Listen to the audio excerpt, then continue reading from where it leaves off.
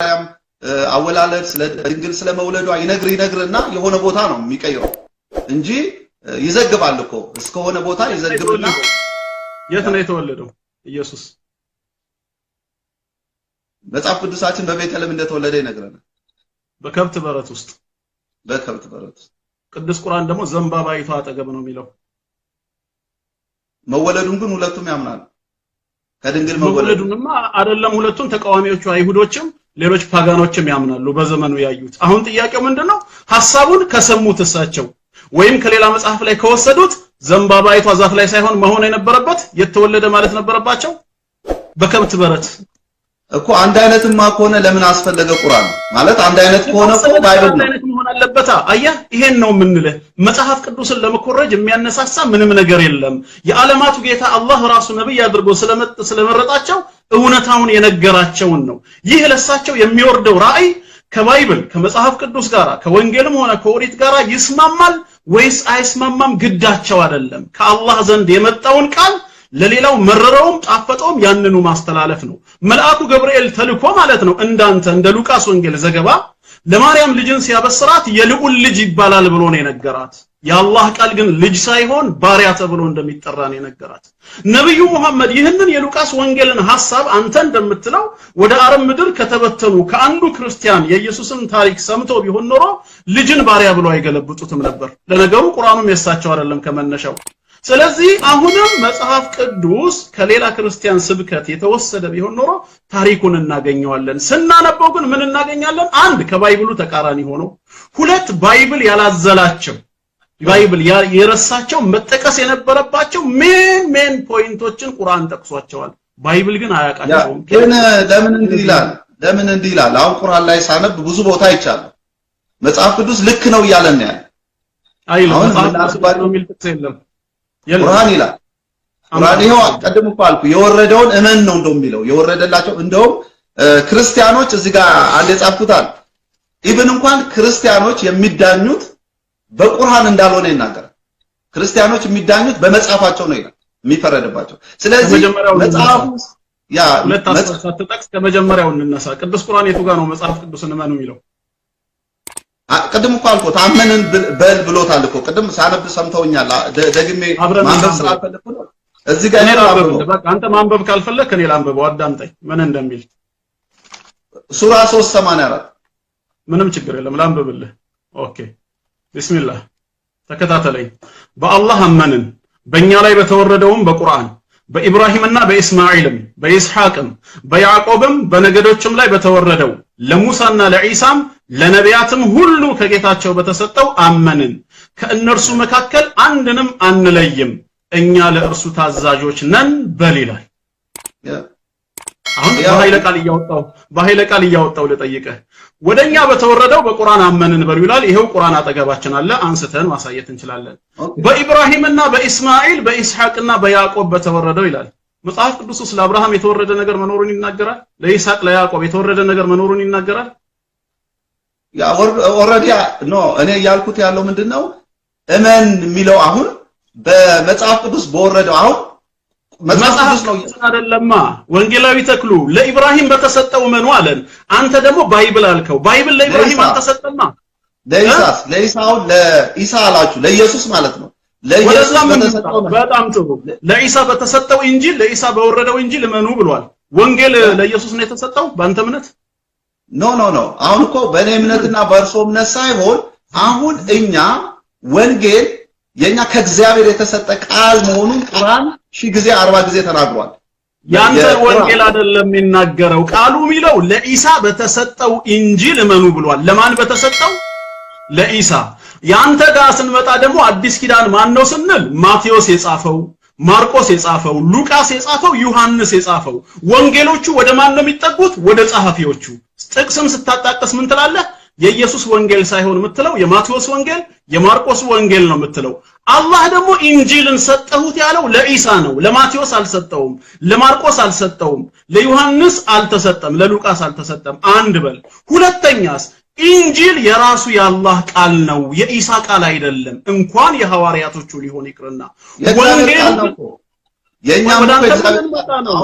ስለዚህ ቁርአኑ የሚናገረው አላህ ለኢሳ ስለሰጠው አንተ እጅ ላይ ደግሞ ያለው እነ ማቴዎስ እነ ማርቆስ ሉቃስና ዮሐንስ ስለጻፉት ነው ስለዚህ ቁርአን ላይ የሆነ ጥቅስ ታወጣና ባይብል ነው ብለህ መተርጎም አትችልም ባይብል ነው ብለህ ለመተርጎም ቁርአን የጠቀሰውን ይዘቱን መጠበቅ አለብህ አላህ ኢንጂልን አወረድኩ ካለ ወንጌል ማለት ነው ብለህ አንተ ከተረጎምከው ወንጌልም የወረደ ነው ብለህ ማመን አለብህ ኖ ወንጌል የወረደ ሳይሆን ከኢየሱስ እርገት በኋላ በሐዋርያት ከ37ኛው እስከ 96 ባለው የተጻፈ ነው ካልክስ ወንጌል የተጻፈ ነው ኢንጂል የወረደ ነው ኢንጂል የአላህ ቃል ነው ወንጌል የኢየሱስ ታሪክ ነው አይገናኝም ገባኝ አሁን እርሶ ነው የሚሉት አሁን የሚሉት እርሶ ነው እኛ አሁን መጽሐፍ ቅዱስ ከእግዚአብሔር ለመሆኑ ብዙ መረጃዎች አሉ ለኛ አልገባሁም ወደዛ ደስ አልገባው ወንጌላዊ ተክሉ መጽሐፉ ነው እግዚአብሔር ነው አይደለም ስላሰው ነው ወደሚለው አይወላንዴ ወንጌላዊ ተክሉ ርዕስ አትቀይር መጽሐፍ ቅዱስ የእግዚአብሔር ቃል ነው ወይስ የሰው ሐሳብ ገና አልመጣሁም ምንድነው ያልኩ ቁርአን የመሰከረለትን መጽሐፍ ከቁርአን ስትጠቅስ ቁርአኑ በገለጸው መልኩ ባይብሉን ማግኘት አለብን ቁርአን ማኑ ያለን ሱራ 384 ላይ አላህ ለሙሳና ለኢሳ በተሰጠው ነው አንተ ደግሞ የኔን መጽሐፍ ቅዱስ አልከን እሺ መጽሐፍ ቅዱስህ ለሙሳና ለኢሳ የተሰጠነው ወይ ስንል ደግሞ አይደለም ይያልክ ነው ስለዚህ ለምንድን ነው ተቃራኒ የሆነ ነገር እንደማስረጃ እኔ ያልኩ ያለው አሁንም ይያለን ያለው በቶራ ህመኑ ይላችኋል አይደለ በቶራ የሙሴን መጽሐፍ ነው አይደል ቶራ የምትሉት የሙሴ መጽሐፍ አይደለም ተውራት የአላህ መጽሐፍ ነው ተውራት የአላህ መጽሐፍ ነው አይ ኖ ያተረጓጎም ችግር ነው እኛ አሁን እናንተ የምትሉት እኛም ከእግዚአብሔር የተሰጠን መጽሐፍ ብለን ነው የምናምነው መጽሐፋችን ከእግዚአብሔር የተሰጠን ነው ምክንያቱም በዛ ዘመን የነበሩ የክርስቶስ ኢየሱስ ጋር የነበሩ ሰዎች በመንፈስ ቅዱስ ምሪት የጻፉት መጽሐፍ ነው ብለን ነው የምናምነው እሱ ወደሱ አንሄድም እንዳሉ አልጻፈውም አላህ በመለኮታዊ እጁ ጽፎ ነው የሰጠው እንጂ ተውራትን ሙሴ አልጻፈውም አንድ ይሄን ያዘለ ተውራትን ሙሴ አልጻፈው እሱን እናውቃለን ምንም ጥያቄ የለውም ኦሪትን ግን ማን የጻፈው ኦሪትን ማን የጻፈው ቆይ ልጨርስ እኔ ልጨርስ አሁን ወደ ሌላ ነገር እየገባን ስለሆነ ነው ወደ ሌላ ነገር ውስጥ እየገባን ስለሆነ እኔ እያልኩ ያለው ምንድነው ስለ ቁርአን ሳወራ አሁን የጠቀስኩት ጥቅስ ምንድነው እንድና አሁን ክርስቲያን ማለት ነው ክርስቲያኖች ማለት ክርስቲያን ያለው የእናንተ ቁርአን ክርስቲያኖች የሚለው በክርስቶስ ኢየሱስ ያመኑትን ነው ደቀ መዛሙርቶቹን ነው ሐዋርያትን ነው እያለን ያለው ነው እርሶ ሊቀይሩት ይችላሉ የሚለው ክርስቲያኖች ያላቸው እነሱ ነው ለይቶ ነው የሚያስቀምጣቸው አይሁዶችን ለብቻ ያስቀምጣቸዋል ክርስቲያኖችን ለብቻ ነው የሚያስቀምጣቸው ስለዚህ ክርስቲያኖች የተባሉት በክርስቶስ ኢየሱስ ያመኑትን ማለት ነው ስለዚህ እኛ የራሳችን የሆነ መጽሐፍ አለ ስለዚህ የሚፈረድብንም በራሳችን መጽሐፍ በእናንተ ቁርአን እንደማይፈረድብን ቁርአን ራሱ ይናገራል በሚፈረድባቸው በራሳቸው መጽሐፍ ነው ይላል ስለዚህ ቁርአን መጥቶ ነው ይላል ይሄው ላንብበው እሺ ግን ትንሽ ተረጋጋ ወንጌላዊ ተክሉ በመጀመሪያ ቆይ አንዴ ላንብበው ተረጋጋ ትንሽ ተረጋጋ እስቲ አሁን አሳየኝ ቁርአኑን አንብበው ቆይ ላንብበው ይህ በመጀመሪያው anyway እኔ ስላልተረጋጋው አይደለም ስናገር ድምጼ ከፍ ያለ ነው ኦኬ በዛ መልኩ ተረዱኝ እና እኔ ያስፈልጋል አዳማጭ እንዲሰማው ከፍ ማለት አለበት ግን አሁን እስቲ ቁርአኑ ላይ የቱ ጋር ነው ክርስቲያኖች የሚፈረድባቸው በወንጌል ነው የሚለው እሺ አንብበው ይህ በመጀመሪያ ያወቁ አንደኛ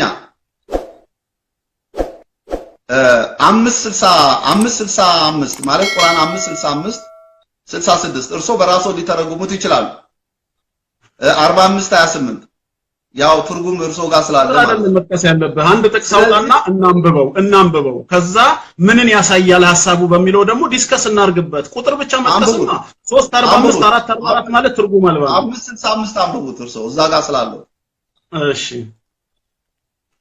የመጽሐፉ ባለቤቶች ባመኑና ከክህደትም በተጠነቀቁ ኖሮ ከእነርሱ ኃጢያቶቻቸውን በርግጥ ባበስንና የመጠቀሚያ ገነቶችንም በእርግጥ ባስገባናቸው ነበር 66 እነርሱም ተውራትና ኢንጂልንም ከጌታቸው ወደ እነርሱ የተወረደውንም መጽሐፍ ባቋቋሙ ወይም በሰሩበት ኖሮ ከበላያቸውና ከእግሮቻቸው ስር በተመገቡ ነበር ከእነርሱ ውስጥ ትክክለኛ ህዝቦች አሉ ከእነሱም ብዙዎች የሚሰሩት ነገር ከፋ ይላል ያላህ ቃል ስለዚህ እዚህ ጋር የሚለው ምንድነው የራሳቸው የሆነ አናኗር የራሳቸው የሆነ ስርዓት የራሳቸው የሆነ መመሪያ እንዳላቸው ይናገራል የትኛው ኃይለ ቃል እንደዛ የሚለው እስቲ አሁን ከተነበበው ከፊሎቹ አለቆ ከፊሎቹ ሲናገሩ ራስዎት ነው የሰማሁት ከፊሎቹ በተሳሳተ መንገድ ሄዱ ይላል መጨረሻ ላይ ያነበቡት ማለት 66 ላይ ያነበቡት ቃሉን እኔ በኃይለ ቃል እያወጣው ላብራራለህ ዝም ብለህ ሐሳብህን ከምትገልጽ አንድ ቃል ኃይለ በቃል እያወጣን እንነጋገር ይኸውልህ የመጽሐፉ ባለቤቶች አለ ማን አይሁድና ክርስቲያን ይሄን ያስ ባመኑና ከክህደት በተጠነቀቁ ኖሮ ነው ኢፍ ነው ኮንዲሽናል ሰንቴንስ ነው አምናሃል አይደለም ምስክርነቱ ተጠንቅቀሃል አይደለም ባመኑና ከክህደትም በተጠነቀቁ ኖሮ ይህ ነገር ቢኖር ኖሮ ታገኝ የነበረውን ነገር ሊነግርህ ነው ነገር ግን 66 ከ65 አይደለ የጀመረው እንቀጥለው እኮ 66 ቀጥሉልኝ ማለት ነው ላቋርጠው 65 ነው ይቀጥሉ ኦኬ ካልጨረሱት ቀጥሉ እሺ አሁን ሐሳቡ እንዲገባህ ነው መቼም አማርኛ እኔም አንተም በኩልነት እንረዳዋለን አይደል ቃሉ ምንድነው የሚለው ባመኑና ከክህደት በተጠነቀቁ ኖሮ ምን ያገኛሉ ነው አሁን መስመር ላይ የተቀመጠ ነገር አለ ከነርሱ ኃጢያቶቻቸውን በርግጥ ባበሰን ነበር ይላል ካንተ ማመን ይተበቃል በማን የምትለኝ ከሆነ በነብዩ መሐመድ ነብይነት ነው ይህንኑ ሐሳብ 5:15 ላይ ወደ ኋላ መለስ ብሎ አብራርቶታል ብታምኑ